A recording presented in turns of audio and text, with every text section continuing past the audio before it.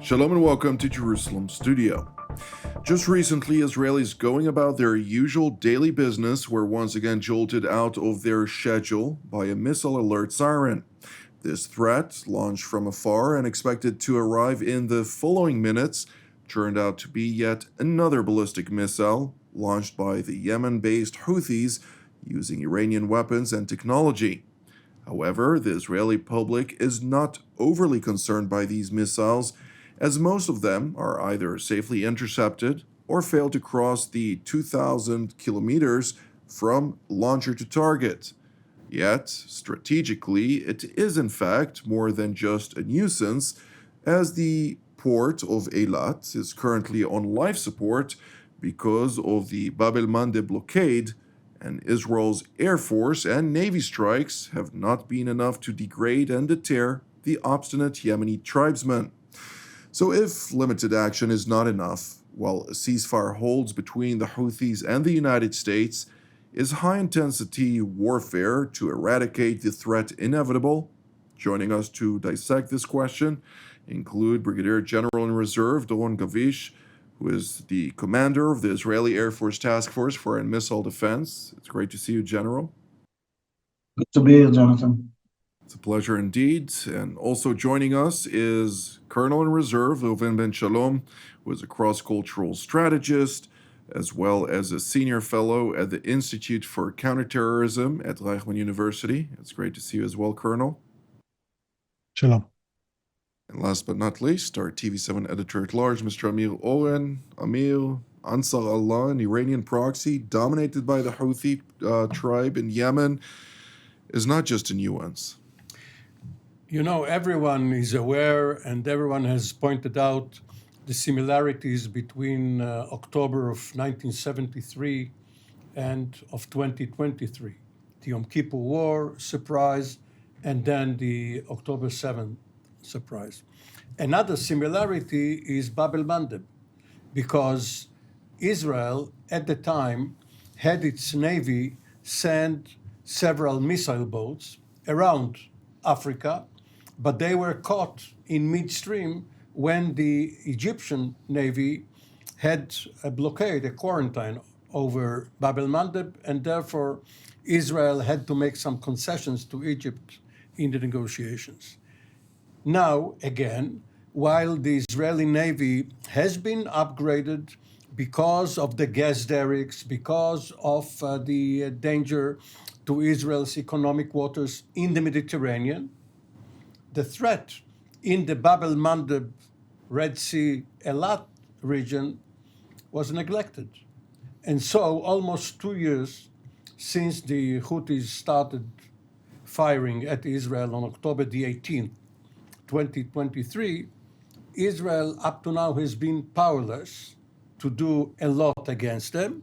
Of course, this is not its first priority.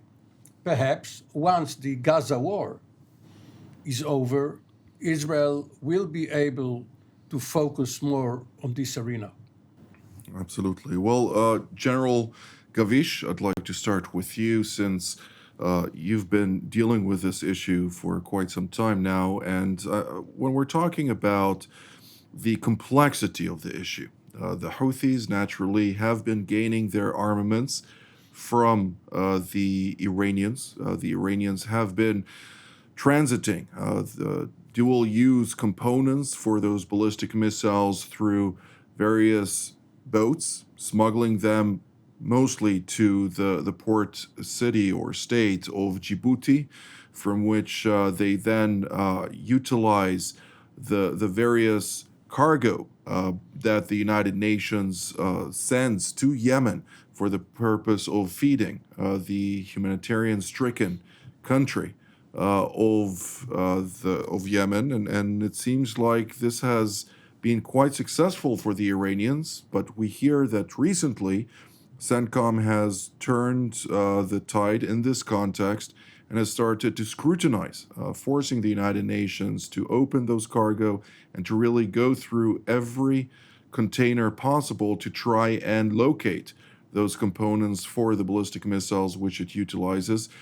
Is this really being apparent now in the field with the Houthis diminishing the number of missiles or projectiles launched in the direction of Israeli territory? But first of all, I would like to tie to what was just mentioned by Amir, because I think it is really interesting phenomena when we're talking about the Houthis. From the intelligence point of view, we have to remember that the Houthis shot hundreds of missiles toward Saudi in the past. But I think that no one in the region, not us, not US, CENTCOM or others, were in the state of mind that the Houthis would become a threat toward Israel. And this was really, I would say, another area that we should investigate ourselves. How come that he didn't turn up as part of the intelligence, of our intelligence, during the last few years? We really had to probably prepare ourselves for that. One of the consequences of it is that it's not only that you don't look at them as a serious threat, you also don't build your intelligence, I would say, infrastructure. Therefore, it is much more challenging to hit, to fight, to strike. We saw the capabilities of both Israel and United States in Iran, of course, in Syria, in Lebanon, and intelligence played a huge part. There were other agencies that were very activated, I would say, in those areas, and not so much in the Houthi. So I think this is a basic challenge that we are now dealing with it. I think that there is a lot of catch-up that is being done in the last 2 years. Of course, the way of dealing with the Houthis is offensively, defensively, and economically and international pressure. All of those together, and we all have to remember, and you mentioned it, Jonathan, yourself, that the tie between them and Iran. So if something if we would come to, the West, would come to kind of an agreement with Iran, we should make sure that the Houthis are also part of it. So it is everything together, all those areas that we would have to be, I would say, much more even proactive than what we are now. I believe that in general, we all know what we should do. Now we should go to the next step. And the last thing that I would say is that from the Israeli point, we have to remember that the Houthis, it is not only an Israeli challenge, it is not only an Israeli issue. On the contrary, it's a Mediterranean issue, even a global issue. And we really hope that the ones that would be part of solving the problem would be the global community. Thank you, General Gavish. Colonel Ben Shalom, you've been involved in multiple operations also, the most famous of which, the Karin A, was the interception of the Iranian vessel laden with explosives. The complexity attached to such operations to try and prevent the Iranians from transiting those type of munitions is quite significant. Could you run us through some of the thought process and how to deal with such a really rigorous issue that needs to be tackled and yet is very tough to crack? Well, first, easier than it used to be in the past. And I think what happened in the last 2 years during this war is that there's a realization that capabilities are emerging and maturing, and some are being exposed that we've been working on for many years. And when we said for many years a multi-dimensional fight, we really meant it. So we're talking multi-dimensional, that means also in space. So we see everything, that means we're there, watching, observing. And also cyberspace means that we and our partners, and collaboration is key here, are able to understand and map out what's going on. And so it's not like in the past where you would have a needle in a haystack and then for months and months try to figure out what the hell is going on. No, now you pretty much have a better picture. Now, certainly I'm not saying for 1 second that we are able to stop everything going into Yemen. Our Minister of Defense just gave a few days ago another one of his threats. It's a boast combined with a threat. And he was talking there about a siege that we're putting on Yemen. So I don't think it's 100%, but it does hint to what we are able to do. Referring to that operation that I was involved in January 2002, what I learned there, and you can only understand it when you board the ship, it's what Iran is doing. And Iran has multiple arms and efforts that are arming these proxies to their teeth. The operation is so huge, it's like a factory. When you see these ships, the way the Iranians prepare the equipment, the way they're boxed with tools and instructions in Farsi, of course, the effort, the money, the personnel that goes into these huge efforts is unbelievable. Only then I think you can realize the scope of what Iran is doing. And the Houthis are one arm. So just think how much effort they're putting into arming this branch and enabling the Houthis to bother us with this nuisance. I'm sorry to say nuisance, because it has the brilliant capabilities that General Gavish is part of. Brilliant success, historic, able to shoot these things out of the sky. But of course, there are other troubling elements, the disruption to the world economy, and it's far from successful. So I didn't say everything's easy. I just said that we are today able to curtail these efforts much more, and we have to understand what we're up against, which is Iran, and that is far from being answered, and the answer must be global. Not only intelligence, but for pointing them out and ending what they're doing. The fact that the material is in Farsi, you can just imagine the necessity for advisors who can interpret that Farsi into Arabic, and having those Iranian advisors everywhere where the Iranians claim to be, this plausible deniability supposedly of, no, we're just being there to advise them. Well, it is advisory capacity in order to utilize those various types of munitions for the purpose of fulfilling Tehran's objectives rather than the countries in question. Mr. Owen? Pan warning. Pan coming. It's not only Farsi, it's afar-C. But this is also, in all seriousness, part of the problem. The operation that Reuven Ben Shalom took part in, much like Entebbe, or the operation against the Palestinian compound in Tunis, and of course the operations in Iran, they are mostly one-off. It's a one-shot, excellently planned and executed, but they are not sustainable over time, because the targets are at home for the Houthis or not far from home, from their shores. And the Israeli forces have to go to such length unless they have a base somewhere near.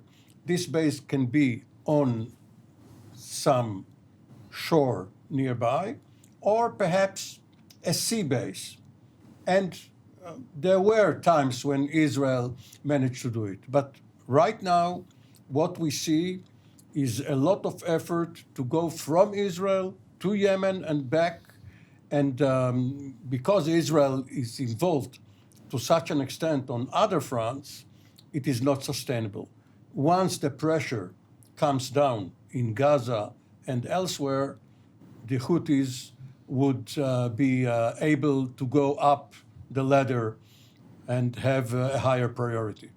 Well, of course, there is also the American component, the naval component, if you will, NAVCENT, which is utilized to conduct maritime operations in the vicinity of Yemen, in that area. But they have a ceasefire. Others. That's the problem. It's not about smuggling, though, the ceasefire. No, that's true. And here specifically, you have Task Force 153, which is, of course, at seas, seizing its fire vis-a-vis the Houthis. But when we're talking about the counter-smuggling operation, it's very much operational.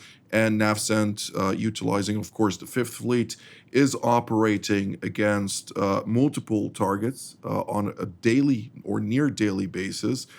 to inspect, to identify. Intelligence-driven operations are the most successful usually, but you also need to inspect those suspicious vessels that are operating there. And the number of dhows that transit from Iran to Djibouti, just in that water lane, we're talking about an estimated 3,500. So that's 3,500 daily dhows, most of them unrecorded, being shipping various type of commodities from Iran to this western or eastern rather coast of Africa, which is quite significant. CENTCOM is also targeting Al-Shabaab, Somali terrorist leaders who Task are Force 151. cooperating with the Houthis. Absolutely. Well, General Gavish, at the same time, we are also seeing the foreign minister of the Yemeni government, the internationally recognized Yemeni government, holding an interview with the Sharq al-Awsat just yesterday published, in which he says that from Iran's perspective, it has been encouraging the Houthis to continue their belligerence and not to seize the war, so to speak, for its own interests. And we do see the Iranian proxy really operating within those parameters and spouting a lot of belligerence against freedom of navigation, which is quite significant, of course, on the international market as well, but also against Israel.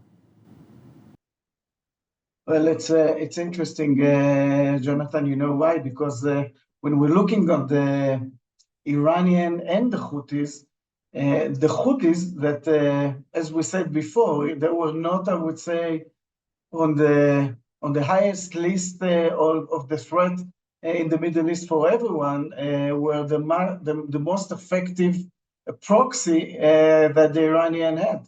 They had Hezbollah, which was very strong. Other, of course, proxies all around. And here the Houthis became the more effective one. I think that historically this is also something that we have to ask ourselves and to check why is it like this. And for sure, they are now up in the ladder of who we all have to deal with. I would just want to, in one word, to relate to what was just said by Amir. I don't think that we are now where we were in the attacks in Tunis or in Tebe or all of those.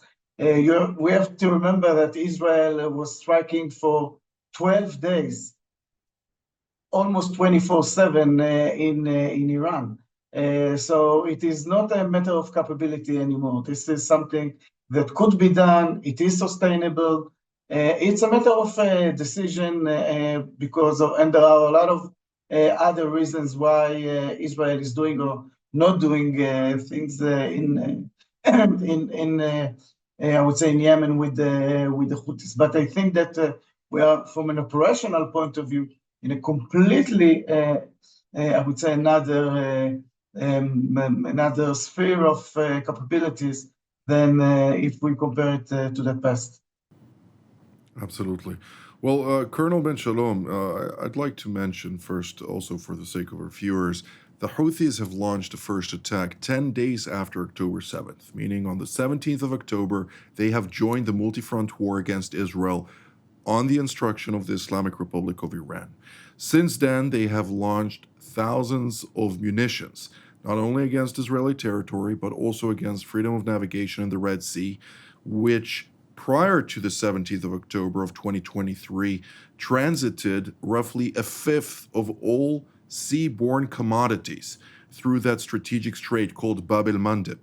Moving up north, which of course we're talking here about a situation where the port of Elath has zero commodities currently entering that port. Many people who lived in Elath were very much reliant on a job in that port. So you can just imagine the impact on the local community there and the city itself. But not only that, Egypt has lost billions of dollars, something that of course has caused its domestic issues, to amplify, and regional tensions have also amplified in light of those activities. Now, Colonel Ben Shalom, you're also an expert on China, and we just recently heard a lot of concerning data with regard to the fact that the Chinese have been providing the Houthis with dual-use components for the utilization of surface-to-sea projectiles, missiles, and those type of sea cruise missiles. There are only two countries in the world who have those type of munitions, to include the Houthis and the Chinese. So it raises volumes about the dimension of this conflict, where it is also part of strategic power competition, and the fact that this is allowed to continue, it sends the wrong signal also to Beijing and also to our allies and partners in the Pacific, who are very closely monitoring what may occur once China decides to do this elsewhere in other strategic straits across the globe.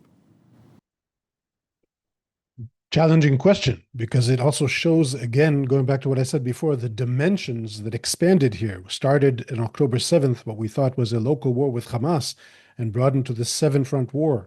Our rhetoric for years that Iran is the head of the octopus, or the head of the snake, but really realizing the global aspects here and the great power competition, as you related to, and we see that at play. Remember that also, when we talk about the Houthis, they were part of this proxy war and the rivalry between Saudi Arabia and Iran for many, many years. There are rivalries in the Middle East that sometimes are much more severe than the rivalry with Israel. Israel sometimes is on the sidelines of that.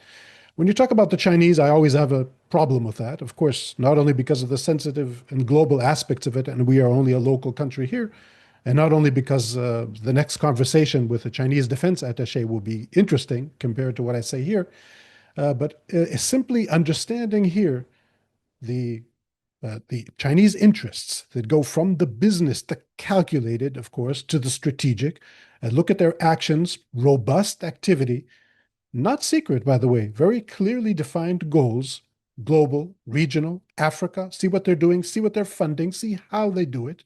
Now, from an Israeli perspective, for years, we used to look at some munition. For instance, when I flew in 2006 in Lebanon, and one of the helicopters in my formation was shot down, and the crew was killed, they were shot down by a Chinese missile, manpad. Now, an Israeli response is, the Chinese are giving ammunition to the bad guys. Of course, the Chinese would not see it this way.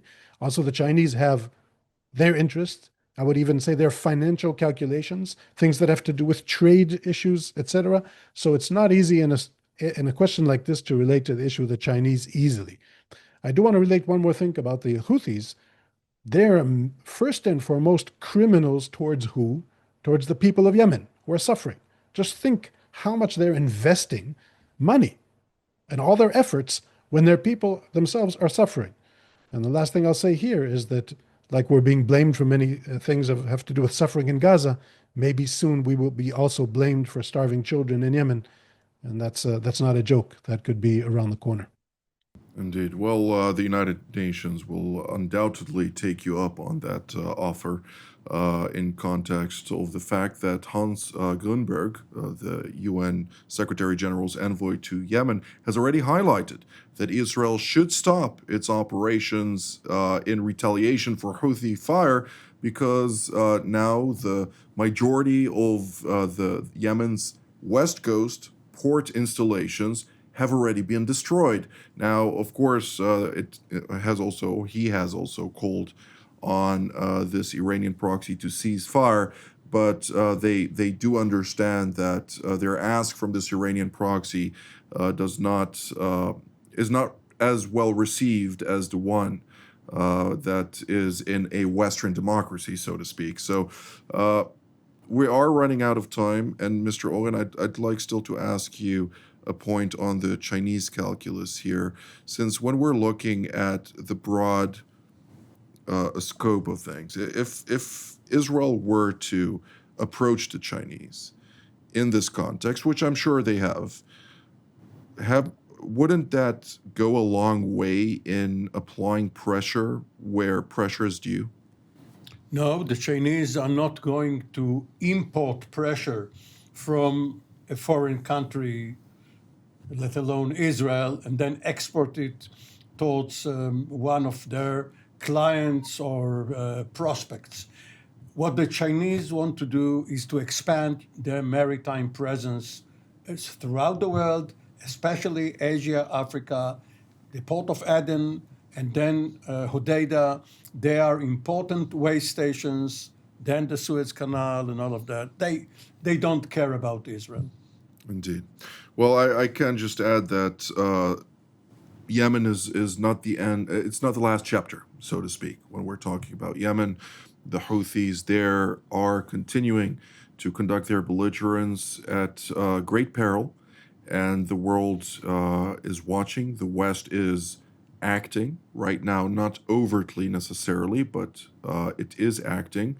And time will very shortly, potentially in the medium term, or short to medium term rather, unveil some new truths to this very strategic country at a time when, of course, the freedom of navigation is still thwarted. It is prevented, irrespective of the arrangement between President Trump and the Houthis in the context of freedom of navigation. The vast majority of vessels, commercial cargo, continue to transit through the Cape of Hope, and which means surrounding Africa and going all the way to the Strait of Gibraltar in order to once again enter into the Mediterranean Sea and then provide the various commodities to the countries that are waiting for those shipments. And the greatest country to be impacted by this, which is also a very dangerous equation, happens to be Egypt. But this is all the time that we have for today's discussion. I'd like to immediately thank General Gavish and Colonel Ben Shalom for all of your insights today.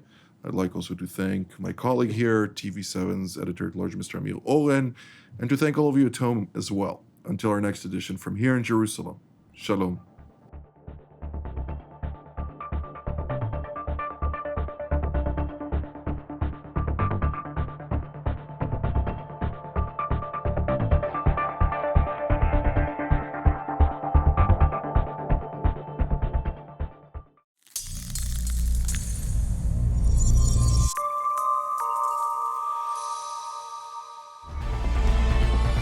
Jerusalem Studio, now available on Spotify.